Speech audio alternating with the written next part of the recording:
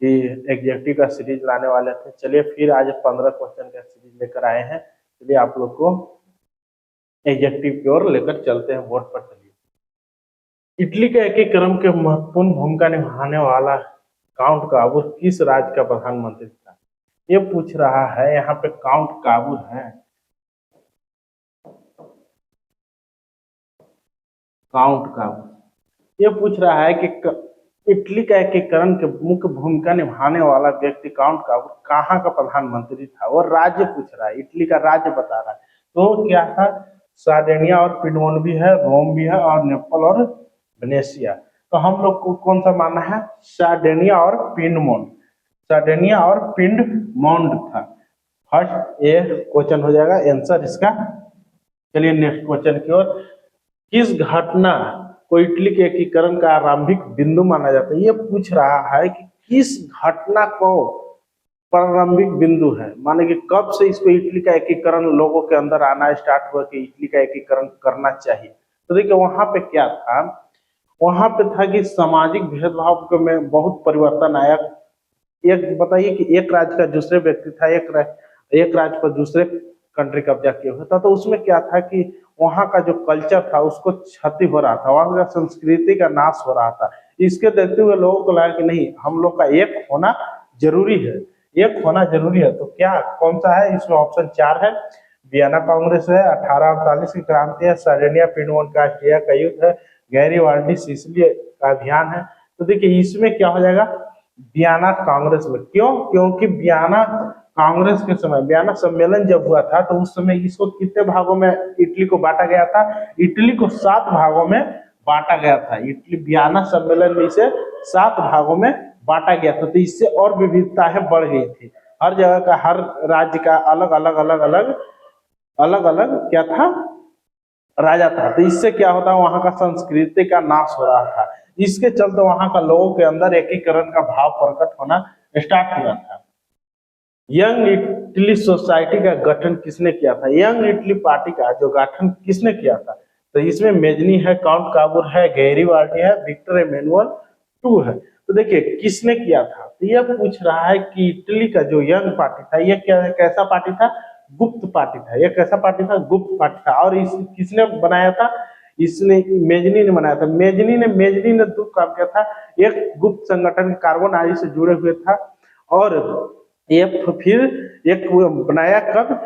33 में young Europe party बनाया, फिर 31 में यंग इटली गुप्त पार्टी संगठन बनाया था। तो ये हो जाएगा मेजनी। गैरीबाल्डी ने अपनी लाल कमीज यानी लाल कुर्ता के साथ किस क्षेत्र की महत्वपूर्ण भूमिका निभाया था? माने ये पूछ रहा है कि किसको ये गैरीबाल्डी जो थे, गैरीबाल्डी एक कैसा था? एक नाविक थे। ये कैसा व्यक्ति थे? एक नाविक थे। गैरीबाल्डी पेशे से नाविक थे, और ये अपने नाविकों के साथ 1000 होकर लेकर एक रेड पार्टी का गठन करते हैं जो सभी को लाल कुर्ते पहनाते हैं, और सिसिली और नेपल्स को एक करते हैं। सिसिली और नेपल्स को एक करते हैं। तो इसमें कौन कौन सा है? उत्तरी इटली, सिसिली और नेपल्स, रोम और वेनेशिया।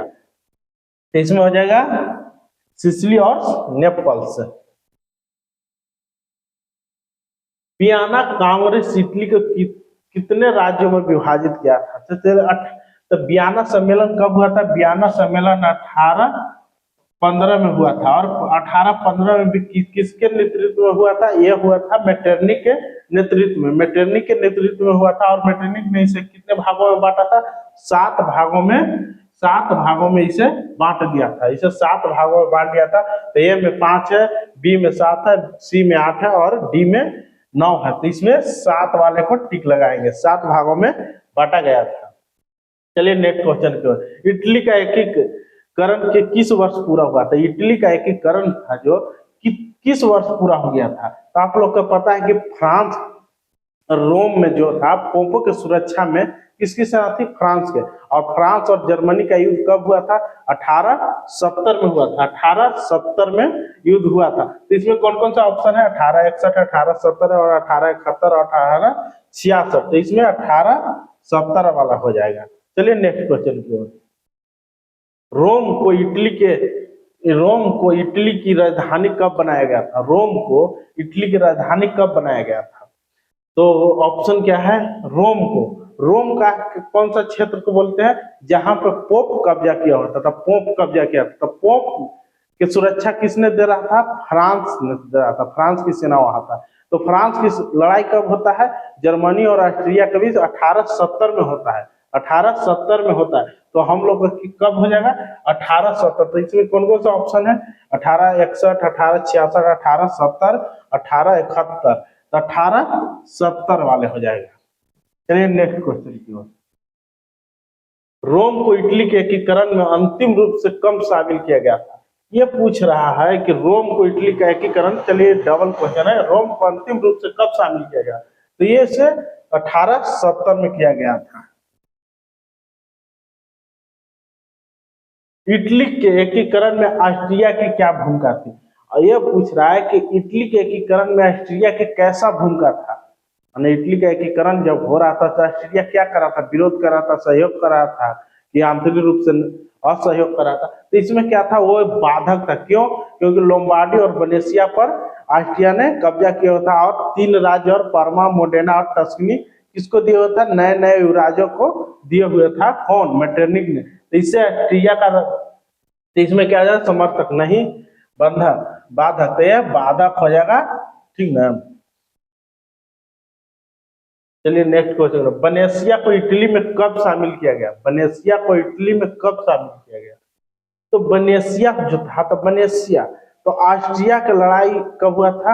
ऑस्ट्रिया के और जर्मनी, ऑस्ट्रिया और जर्मनी 1866 में युद्ध हुआ था। किसके किसके बीच? जर्मनी और ऑस्ट्रिया के बीच में। तो उस समय वेनेशिया से सेना ऑस्ट्रिया ने अपने देश बुला लिया था, तो वहां पे खाली हो गया। तो इसके फायदा उठाते हुए विक्टर इमैनुअल II ने इस पर हमला कर दिया था। तो कब क्या हो जाएगा? तो इसमें ये में है 1860, 1866 और 1870 और 1869। तो इसमें हो जाएगा 1866।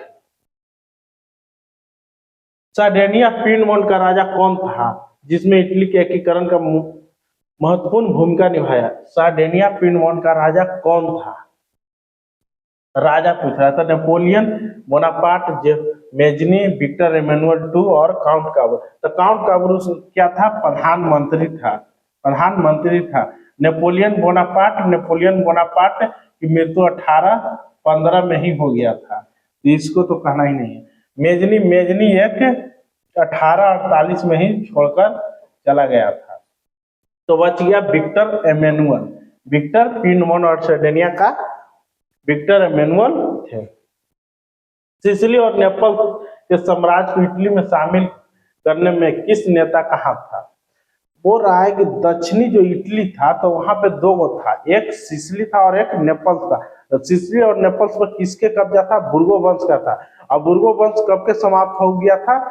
बुर्गो वंश 25 जुलाई 1830 की क्रांति में ही समाप्त हो चुका था। तो यहाँ पे बुर्गो वंश वहां फ्रांस में कब के समाप्त हो गया था? फ्रांस में क्या था व्यवस्था आज के डेट से, इसके एकीकरण के डेट के हिसाब से? तो वहां पे लोकतांत्रिक व्यवस्था स्थापित है, यहाँ राजतंत्र था। तो इसमें कौन था? तो यहाँ पे किसने किए थे? गैरीवाल्डी ने एक किए थे, जो लाल कुर्ती पार्टी बनाकर 1000 सेना को, 1000 नाविकों को लाल कुर्ती पार्टी बनाकर एक किए थे। तो ये क्या हो जाएंगे? गैरीवाल्डी हो जाएंगे। चलिए फ्रेंड, ये छोटा सा एक सेशन था और इसमें हम लोग 13 एग्जेक्टिव के क्वेश्चन बनाए और आगे की और सीरीज आने वाले हैं। तो इसको लाइक, सब्सक्राइब और शेयर अपने फ्रेंडों के साथ कीजिए। आने वाले और एक नए वीडियो की ओर चलेंगे, इसके नेक्स्ट एपिसोड आएगा।